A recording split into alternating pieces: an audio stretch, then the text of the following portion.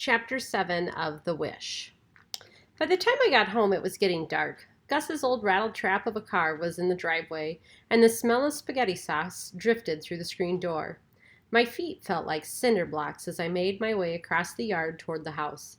More than anything, I wanted to just go on back to my room and pretend like this day had never happened.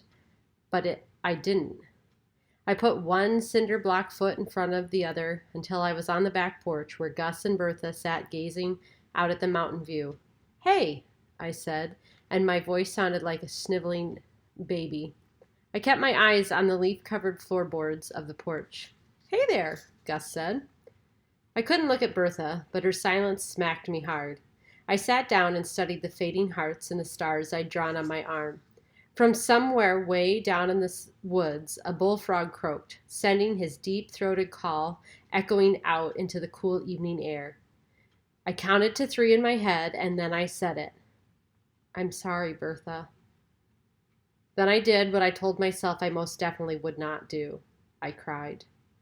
And I swear I could not stop, no matter how much I wanted to.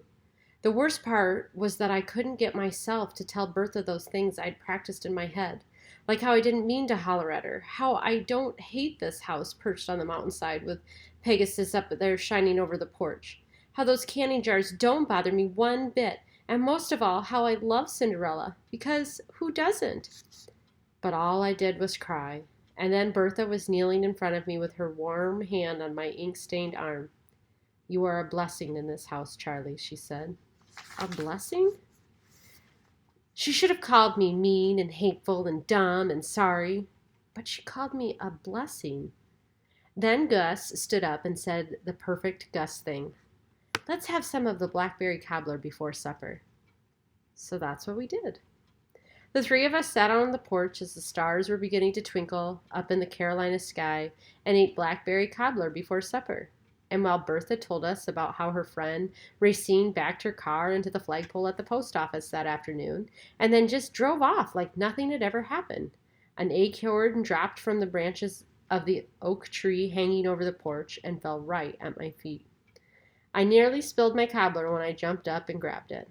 I'd almost let that day slip by without making my wish, and now here came an acorn like it was dropped right down from heaven. I hesitated, but then I went on and did what I had to do. I turned in a circle 3 times, clutching that acorn tight and making my wish. Then I went back to my room and set the acorn on the windowsill.